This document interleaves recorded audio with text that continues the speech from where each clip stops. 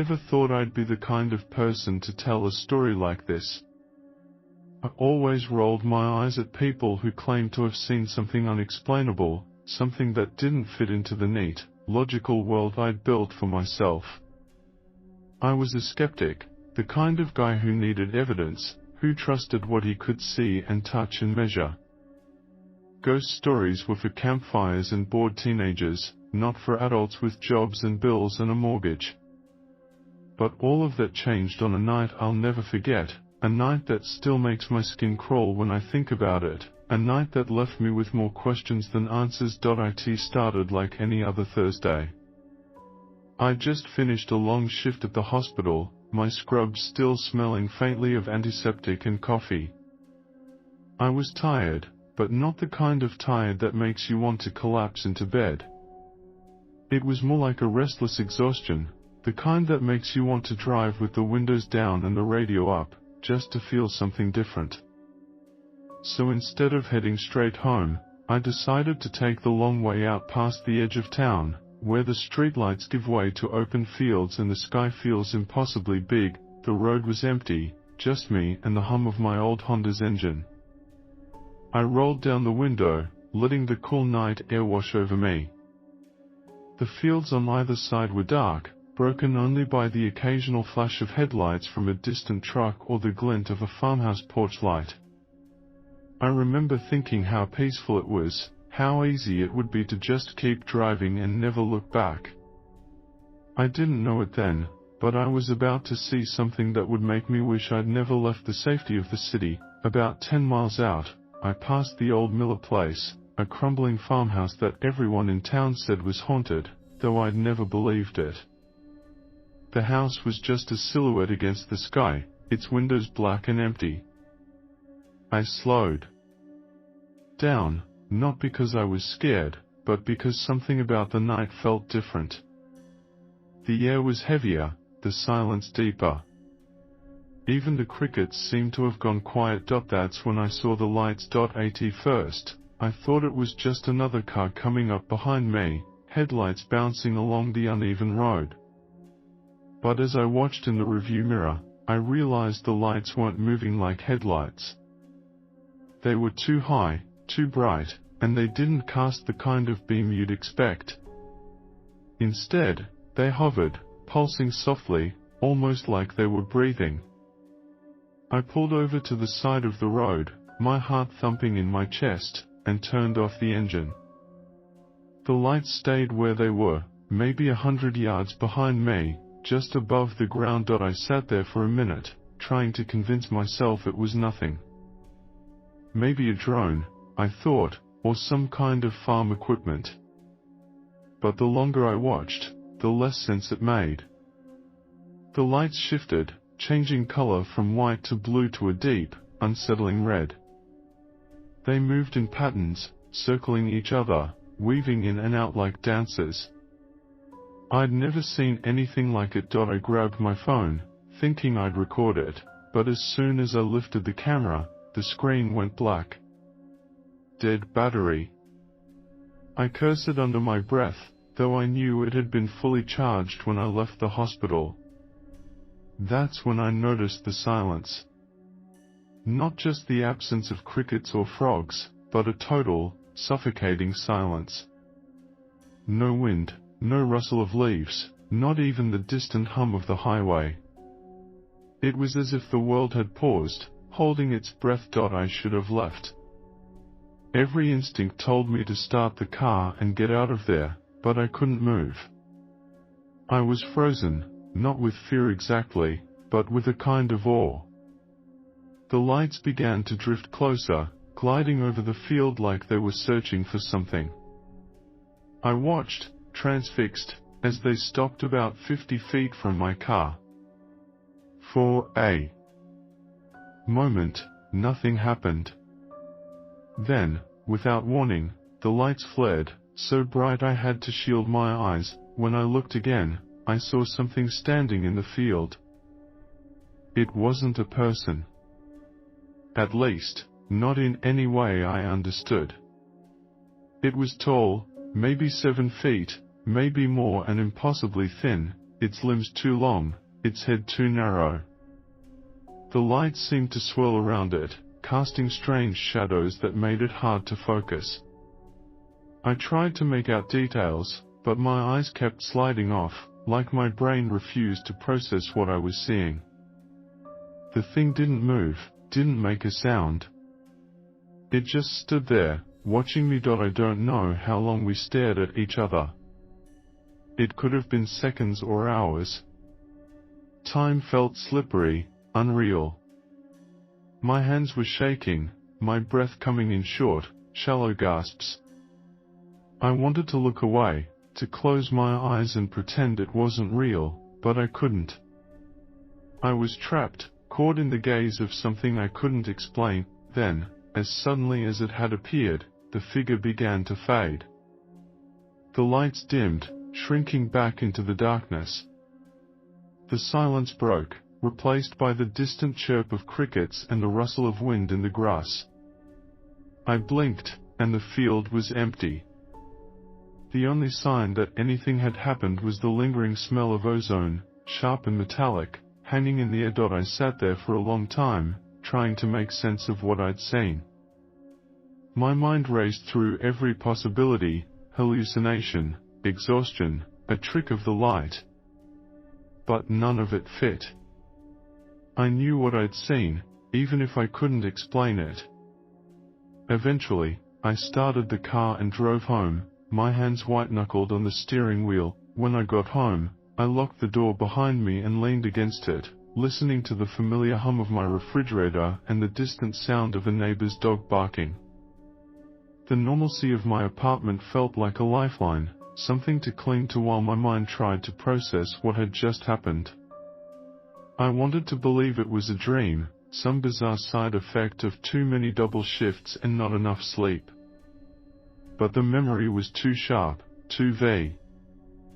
I could still feel the cold sweat on my skin, still smell that strange metallic tang in the air. I went to the bathroom and splashed water on my face, staring at my reflection in the mirror. My eyes looked wild, haunted.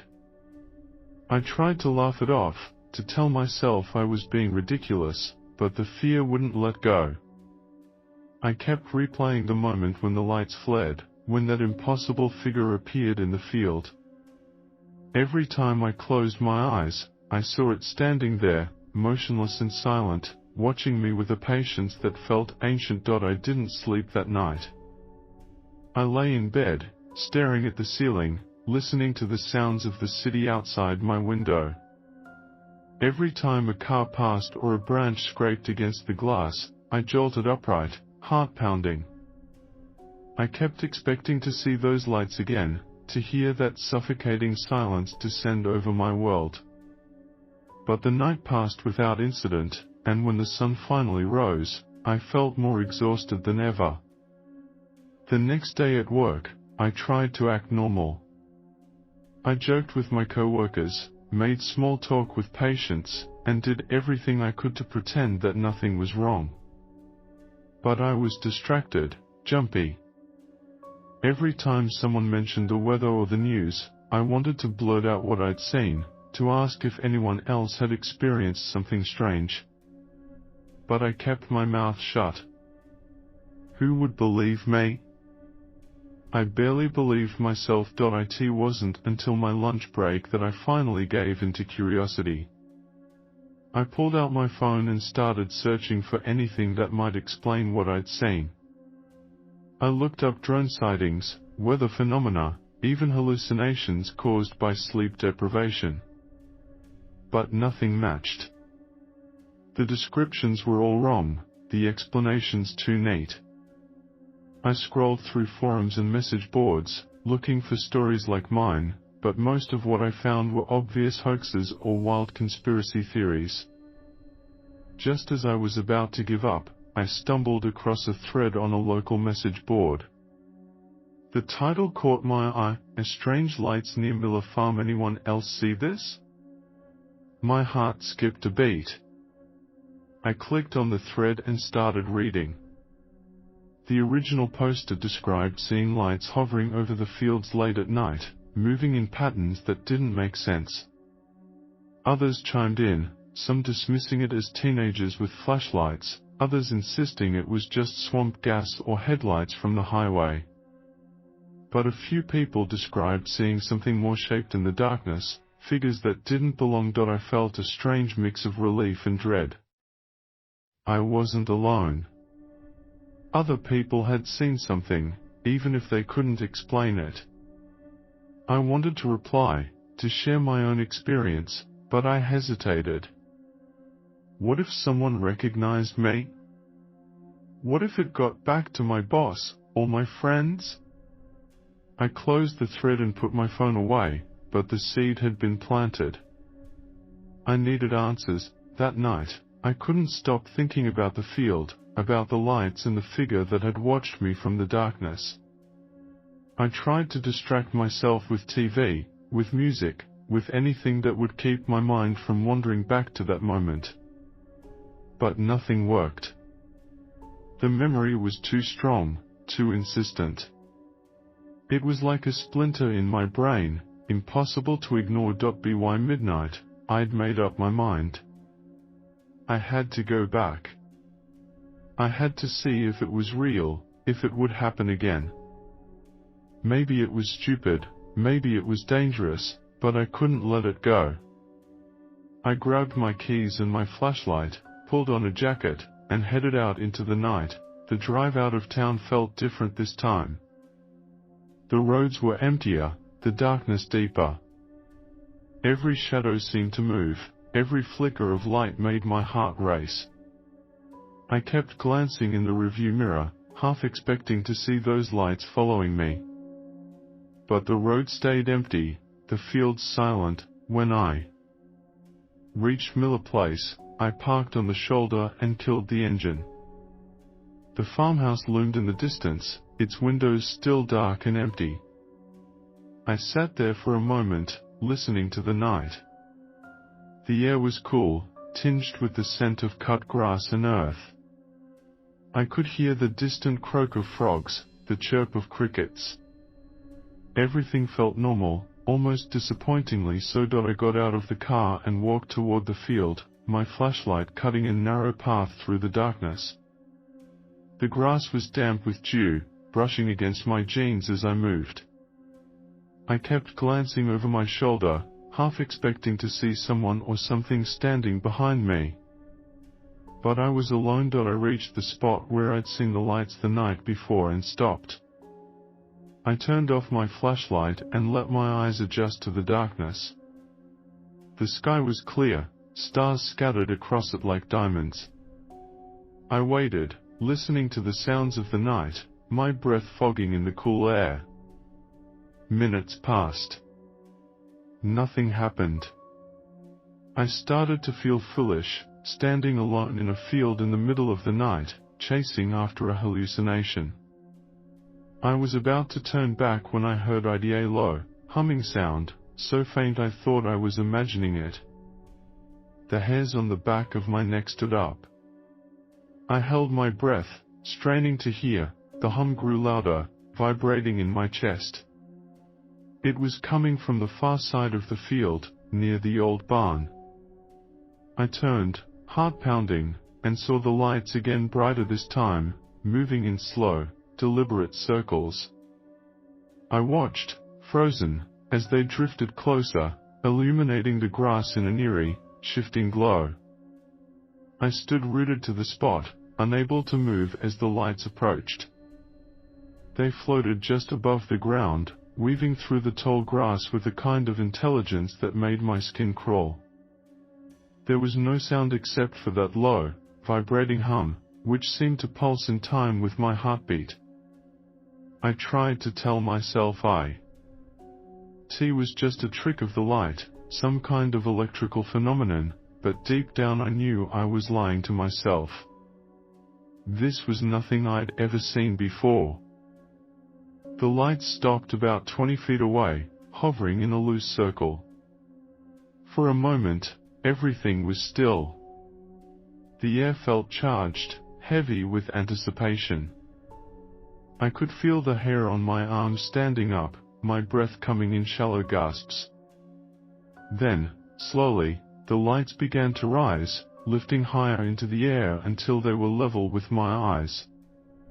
I felt exposed, like I was being examined by something far beyond my understanding. Suddenly, the lights flared, bathing the field in a harsh, white glow. I shielded my eyes, squinting through my fingers. When I looked again, the figure was back. It stood in the center of the circle, taller and more defined than before. Its limbs were impossibly long, its body thin and angular, as if it had been stretched by some unseen force. The light seemed to orbit around it, casting shifting shadows that made it hard to focus. I wanted to run, to turn, and sprint back to my car, but my legs wouldn't cooperate. I was paralyzed, caught in the gaze of something that felt both ancient and alien. The figure didn't move, didn't make a sound. It just watched me, its head tilted slightly to one side, as if it was curious. I tried to speak, to ask what it wanted, but no words came out. My mouth was dry, my tongue heavy, the hum grew louder, vibrating through my bones. I felt a pressure in my head, a sensation like static electricity crawling across my scalp. Images flashed through my mind, memories, dreams, fragments of thoughts I couldn't quite grasp. I saw myself as a child, running through these same fields on summer afternoons. I saw the faces of people I'd lost, moments of joy and regret, all jumbled together in a dizzying rush. It was as if the figure was searching through my memories, sifting through the pieces of my life. Then, just as suddenly as it had started, the pressure vanished. The lights dimmed, the hum faded. I gasped, stumbling backward, my legs finally responding. The figure remained, its eyes, if you could call them that, locked on mine. I felt a strange sense of understanding, as if it was trying to communicate something, but the meaning slipped through my fingers like water. Without warning, the figure began to dissolve, its edges blurring and fading into the night. The lights followed, shrinking until they were nothing more than pinpricks against the darkness. The field was silent again, the only sound was my own ragged breathing. I stood there for a long time, trying to steady myself. My hands were shaking, my heart racing. I looked around, half expecting the figure to reappear, but the field was empty. The barn loomed in the distance, its roof sagging, its windows dark. Everything looked exactly as it should, but I knew nothing would ever feel normal again. I made my way back to the car, stumbling through the wet grass. My mind raced with questions, none of which had answers. What had I seen? Why had it chosen me? Was I losing my mind, or had I really encountered something beyond human understanding? I started the engine, the familiar rumble grounding me in reality, and drove home in silence. The days that followed were a blur. I went through the motions at work, smiled when I was supposed to, laughed at jokes I barely heard. But inside, I was unraveling. I couldn't sleep, couldn't eat. Every time I closed my eyes, I saw the figure standing in the field, and felt the hum vibrating in my bones. I tried to tell myself it was stressful, that I was just tired, but the memory was too real, too vivid. I started avoiding the edge of town, taking different routes to work, making excuses to stay late at the hospital. I didn't want to risk seeing the lights again, didn't want to face whatever was out there. But the fear followed me, a constant presence lurking at the edge of my thoughts. I jumped at shadows, flinched at sudden noises. My friends noticed the change, asked if I was okay, but I brushed them off. How could I explain what I didn't understand myself? One night, about a week after the second encounter, I got a call from my friend Sarah. She lived a few miles outside town, not far from Miller Place. Her voice was shaky, her words rushed. Have you seen anything weird lately? She asked, her tone urgent. My heart skipped a beat. What do you mean? Lights, she said. In the fields. And something else. I don't know how to explain it. I thought I was going crazy. I hesitated, the words catching in my throat. You're not crazy, I said finally. I've seen them too. There was a long pause. Can you come over? She asked. I don't want to be alone. I agreed, grabbing my keys and heading out the door. The drive to Sarah's house was tense, every shadow on the road making my pulse race. When I arrived, she was waiting on the porch, her eyes wide and frightened. She led me inside, locking the door behind us. We sat in her kitchen, the lights turned low. She told me about the lights she'd seen, the strange humming sound, the feeling of being watched. Her story matched mine in ways that made my skin crawl. We talked for hours, comparing details, trying to make sense of what was happening. For the first time since that night, I felt a flicker of relief. I wasn't alone. Sarah and I sat in her kitchen long after midnight, the clock ticking loudly in the silence between our words. Every so often, she'd glance at the window, as if expecting to see those lights hovering outside. I understood the feeling. Even with the comfort of another person, the fear lingered, a cold knot in my stomach that wouldn't go away. We tried to laugh it off, to convince ourselves it was just a trick of the mind, but neither of us really believed it. Eventually, exhaustion caught up with us. Sarah offered me her guest room, and I accepted, too tired to drive home. I lay awake for hours, listening to the creaks and groans of her old house, every sound magnified by my nerves. I kept expecting to hear that low hum, to see the room fill with an unnatural light. But the night passed quietly, and when morning came, I felt a little more like myself. Over breakfast, we made a pact. We'd keep track of any strange lights, sounds, feelings and share them with each other. It felt childish, like something we might have done as kids, but it gave us a sense of control. We even joked about starting a paranormal investigation club, though neither of us was really in the mood to laugh. The next few days were uneventful. I went to work, came home, checked in with Sarah. We both tried to move on, to pretend that life was normal. But the memory of those nights hung over us, a shadow we couldn't shake. I found myself researching everything I could: UFO sightings, folklore, psychological phenomena. I read about people who'd seen lights in the sky, who'd encountered beings they couldn't explain. Some stories were wild, unbelievable, but others felt eerily familiar. One night, I stumbled across an old newspaper article about Miller Place. It was from the 1970s, yellowed and faded, but the headline caught my eye: a local farmer reports strange lights, missing time. The article described how the farmer, a man named Henry Miller, had seen lights hovering over his fields late at night. He claimed to have lost several hours, waking up in his truck with no memory of what had happened. The story was dismissed as a hoax, but I couldn't help but see the parallels. I called Sarah and read her the article. She was quiet for a moment, then said, "What if it's been happening for years? What if we're just the latest in a long line of people who've seen something they can't explain?" The thought was both comforting and terrifying. Comforting, because it meant we weren't alone. Terrifying, because it meant whatever was out there had been around for a long time. A week later, Sarah called me in a panic.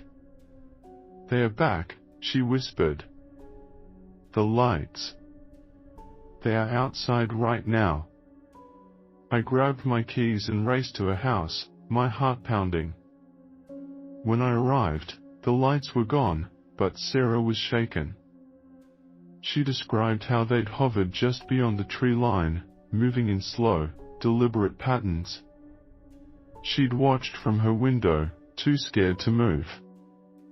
The humming had been louder this time, vibrating through the walls of her house. We sat together in her living room, the curtains drawn tight.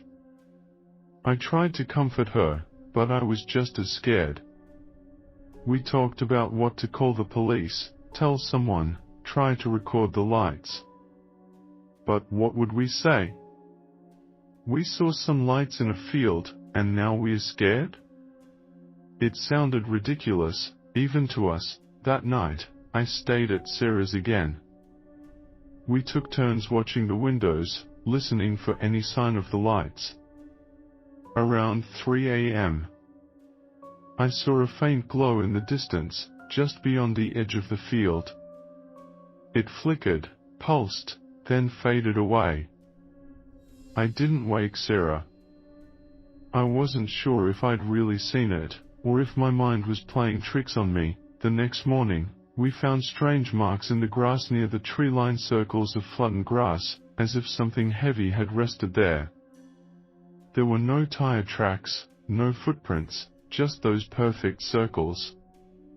We took pictures, measured the diameter, and tried to find a logical explanation. But nothing made sense. The days blurred together. I started having trouble sleeping, plagued by vivid dreams of the figure in the field. Sometimes I'd wake up convinced I could hear the hum, feel the pressure in my head. I stopped telling people at work about my insomnia, stopped making excuses for my distracted behavior. I was living in two worlds, the ordinary world of work and bills and errands, and the shadow world of lights and figures and unanswerable questions. Sarah was struggling too. Yes. He called me almost every night, her voice tight with fear. She'd started keeping a journal, writing down every detail she could remember. I did the same, filling pages with descriptions, sketches, and questions. It helped, a little, to put it all on paper, to see the patterns emerging. One night, Sarah called me in tears. I saw it, she whispered. The figure.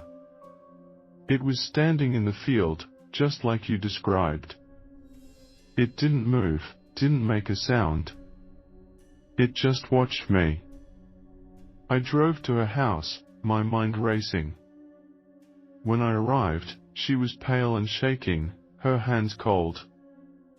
We sat together in silence, the weight of what we'd seen pressing down on us.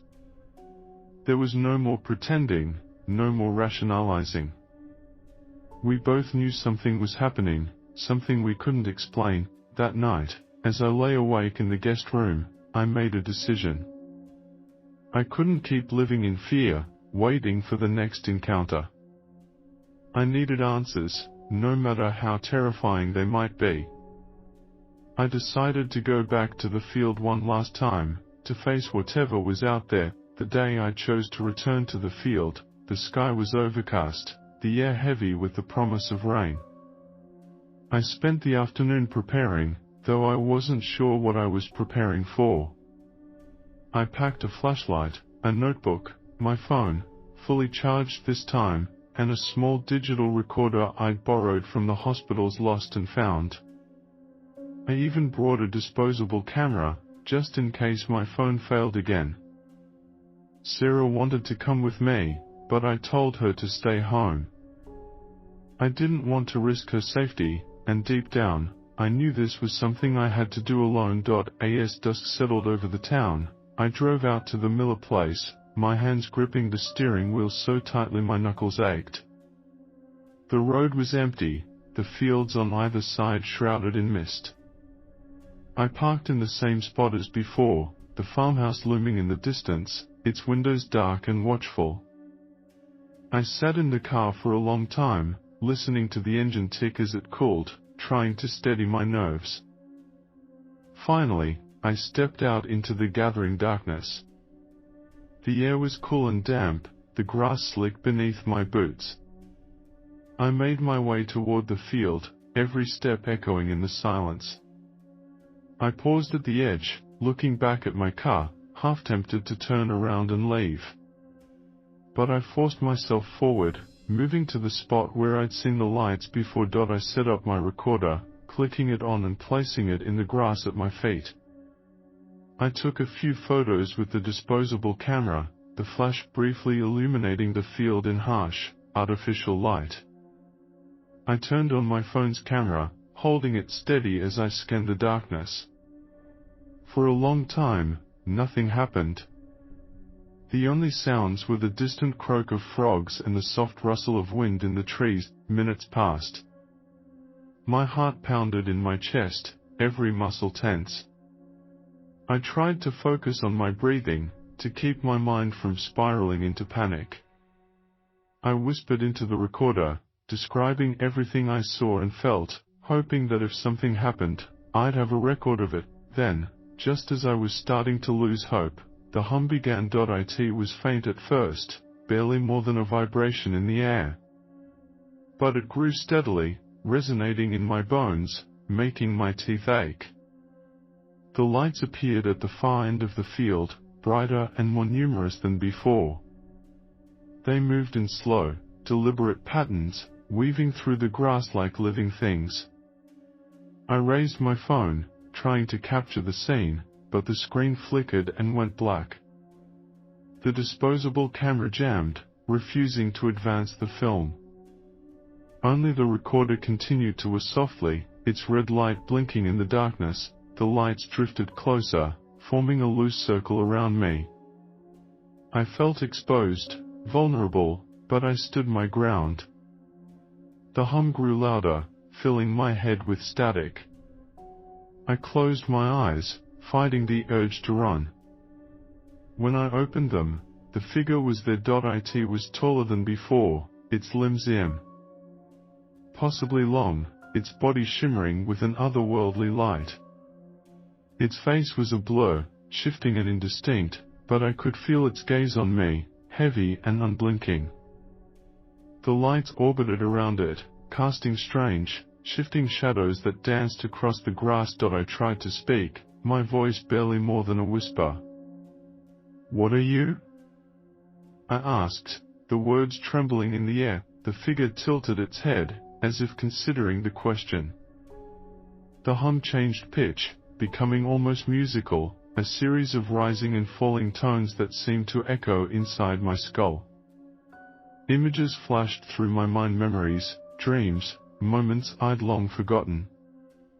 I saw myself as a child, running through these fields, laughing in the sunlight. I saw Sarah, her face pale with fear, her eyes wide and searching. I saw the farmhouse, its windows glowing with an unnatural light. The figure reached out, its hand impossibly long and thin. I flinched, but it didn't touch me. Instead, it traced a pattern in the air, lines of light that hung suspended for a moment before fading away. I felt a surge of emotion, fear, or curiosity, all tangled together. I sensed that it was trying to communicate, to share something beyond words. Suddenly, the lights flared, blindingly bright. I shielded my eyes, stumbling backward. The hum reached a crescendo, vibrating through my entire body. For a moment, I felt weightless, as if I was floating above the field, looking down at myself from a great height. The world spun, colors and shapes blurring together in a dizzying rush. Then, just as suddenly, it was over. The lights vanished, the hum faded. I was alone in the field, the recorder still blinking at my feet. My legs gave out, and I sank to the ground, gasping for breath. I felt drained, as if something had been taken from me or given to me, I couldn't tell which. I sat there for a long time, staring at the empty field. The fear was still there, but it was mixed with something else, a sense of wonder, of possibility. I didn't have answers, but I knew I'd witnessed something extraordinary, something that defied explanation. When I finally managed to stand, my legs were shaky, my mind still reeling from what I'd experienced. I gathered my things, the useless camera, the recorder, my dead phone, and made my way back to the car. The walk felt longer than before, every shadow in the field seeming to reach for me, every sound amplified by my raw nerves. I kept glancing over my shoulder, half expecting to see the figure following me, but the field remained empty, silent except for the wind. Back in the car, I locked the doors and sat in the darkness, trying to steady my breathing. My hands trembled as I turned the key in the ignition. The engine sputtered, then roared to life, the familiar sound grounding me in reality. I drove home in a daze, the road blurring past in streaks of grey and black. By the time I pulled into my driveway, the first hints of dawn were coloring the sky, painting the world in soft pinks and blues. Inside, I collapsed onto the couch, too exhausted to make it to my bed. I stared at the ceiling, replaying the night's events over and over in my mind. Every detail was burned into my memory, the lights, the hum, the figure's outstretched hand. I tried to make sense of it, to fit it into some logical framework, but nothing fit. It was as if I'd glimpsed a world that existed alongside our own, a world governed by rules I couldn't begin to understand. When I finally drifted off to sleep, my dreams were filled with swirling lights and shifting shadows. I woke hours later, disoriented and groggy, the memory of the encounter still vivid. I checked that my phone was still dead. The disposable camera was jammed, refusing to and only the recorder seemed to have survived the night.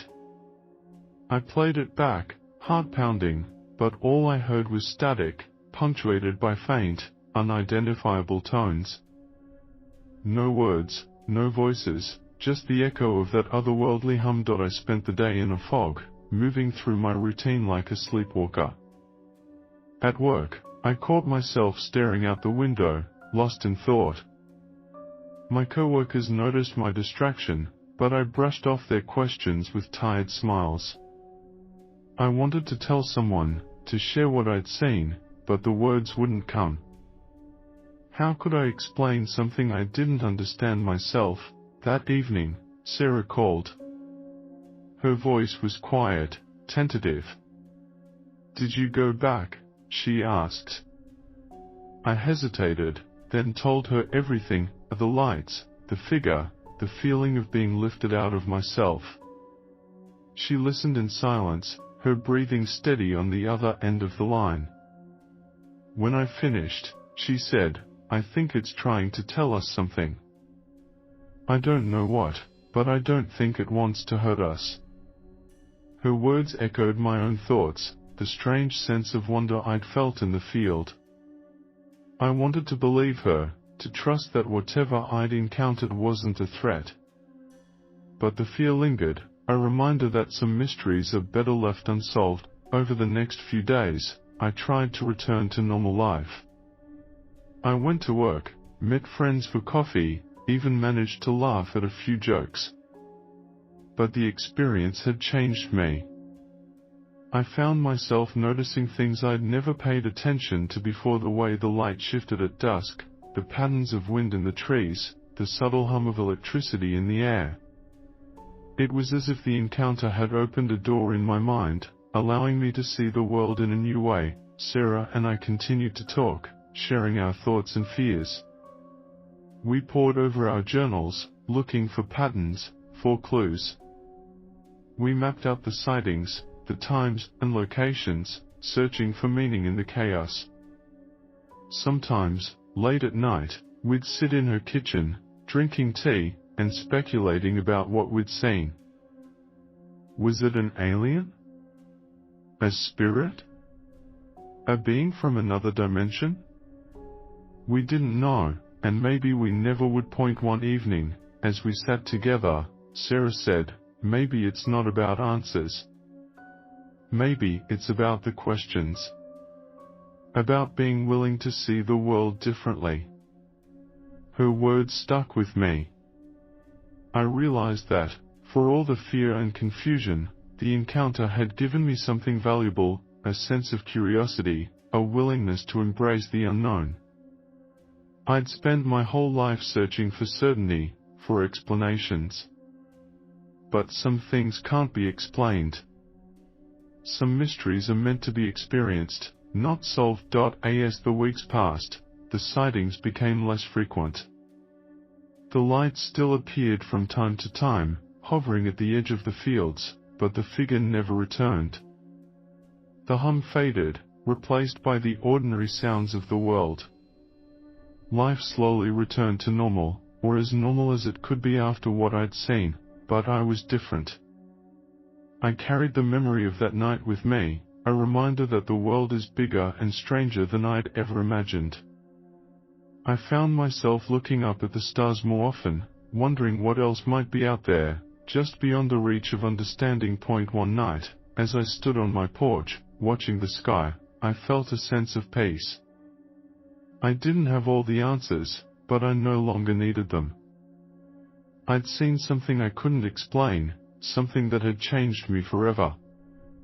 And that was enough. Months have passed since that night in the field, but the memory remains as sharp as ever. Sometimes, when I'm alone and the world is quiet, I find myself replaying every detail, searching for something I missed, a clue, a message, a reason. But the truth is, I don't think I'll ever fully understand what happened.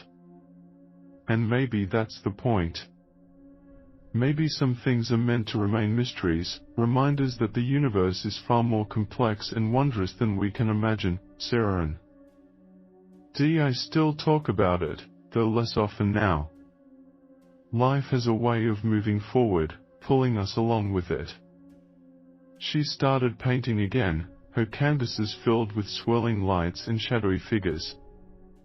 I found myself writing more, filling notebooks with thoughts and questions, trying to capture the feeling of that night. We both know we'll never see the world the same way again. Every so often, I drive past the Miller place, slowing down as I approach the old farmhouse. The fields look ordinary in the daylight, the grass waving gently in the breeze, the barn sagging under the weight of years. But at night, when the sky is clear and the stars are bright, I sometimes catch a glimpse of something out of the corner of my eye, a flicker of light, a shadow that moves where it shouldn't. I don't stop anymore. I don't need to. I know what I saw, and I know it was real. I've learned to live with the uncertainty, to accept that not everything can be explained or understood. The fear that once kept me awake at night has faded, replaced by a quiet sense of awe. I'm grateful, in a strange way, for the experience. It forced me to confront the limits of my own understanding, to let go of the need for certainty. It taught me that wonder and terror are two sides of the same coin, that the unknown can be both beautiful and frightening. Sometimes, when I'm feeling brave, I'll sit outside after dark, listening to the sounds of the night. I'll close my eyes and let the memories wash over the hum, the lights, the figure standing in the field. I don't know if I'll ever see it again, but I'm no longer afraid. If it comes back, I'll be ready.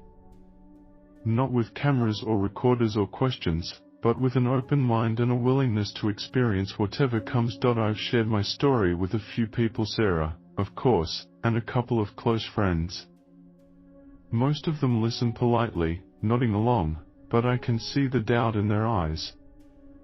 I don't blame them. If our places were reversed, I'm not sure I'd believe it either. But that's okay. I didn't tell my story to convince anyone. I told it because it's part of who I am now, a chapter in the book of my life that I never expected to write. If you're listening to this, maybe you've had your own encounter with the unexplainable. Maybe you've seen something that didn't fit into the world you thought you knew. If so, I hope you find comfort in knowing you're not alone. There are more of us out there than you might think, people who've glimpsed the edges of reality, who've felt the chill of the unknown and come out the other side changed. The night I saw something I can't explain didn't give me answers. It gave me questions, and a sense of humility in the face of the vast, mysterious universe we all share. I don't know what's out there in the fields beyond the edge of town, or what waits for us in the darkness between the stars. But I do know this, sometimes, the most important thing isn't to understand, but to witness. To stand in the presence of the unknown and let it change you, even if you never find out why.so. If you ever find yourself driving down a lonely road at night, and you see lights where there shouldn't be any, or hear a sound that doesn't belong, don't be so quick to dismiss it. Slow down. Listen. Pay attention. The world is full of mysteries, waiting for someone willing to see them. And if you're lucky or unlucky to encounter something you can't explain, remember, you're not alone. And sometimes, that's the only answer we really need.